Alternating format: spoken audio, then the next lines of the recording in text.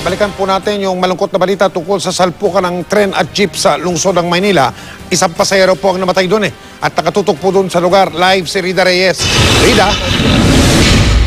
Yes, Mike, isa nga ang kumpirmadong patay habang 6 naman ang sugatan matapos magsalpukan ang isang tren at isang pampasaherong jeep dito sa kahabaan ng G-Tuazon sa Maynila bandang alas 4 ng hapon kanina.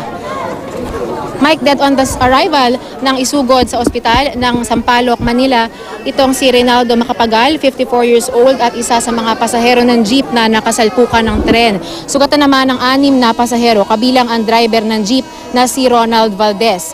Ang mga biktima nagtamo ng mga head injury. 4 sa kanila inilipat na sa Santa Ana Hospital habang si Emily Sugpatan naman inilipat sa ospital ng Maynila. Kakailanganin daw silang ilipat, Mike, dahil may neurosurgical procedures daw silang dapat pagdaanan at hindi available yan sa ospital ng Sampaloc, itong mga facilities na ito. Samantala, ang Philippine National Railways o PNR handa naman daw tumulong sa mga biktima. Pero sa initial na report daw na natanggap ng PNR, nakababa na raw ang barrier ng riles pero idiniretso pa rin daw ng jeep.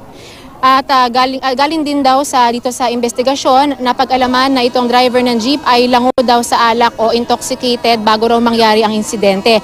At kahit pa nakakonfine siya ngayon sa ospital at sumasailalim sa iba't ibang klase ng physical examination, sabi ng investigador na nakausap natin, kakaharapin daw niya ang reklamong reckless imprudence resulting to multiple injuries. At nakaladkad nga daw ang jeep na may habang 30 meters. Kaninang alas 6 naman, Mike, ay dumating dito sa ospital ng Sampaloc si Manila Vice Mayor Isko Moreno para kamustahin ang sitwasyon ng mga biktima. Nangako ito magpapaabot ng tulong pinansyal sa 7 biktima ng aksidente, kabilang na rin yung driver ng jeep.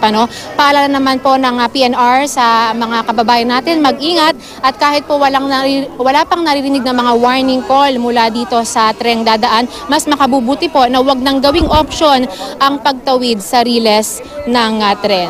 At yan muna ang pinaka-latest mula rito sa Maynila. Mike? Maraming salamat, Rida Reyes.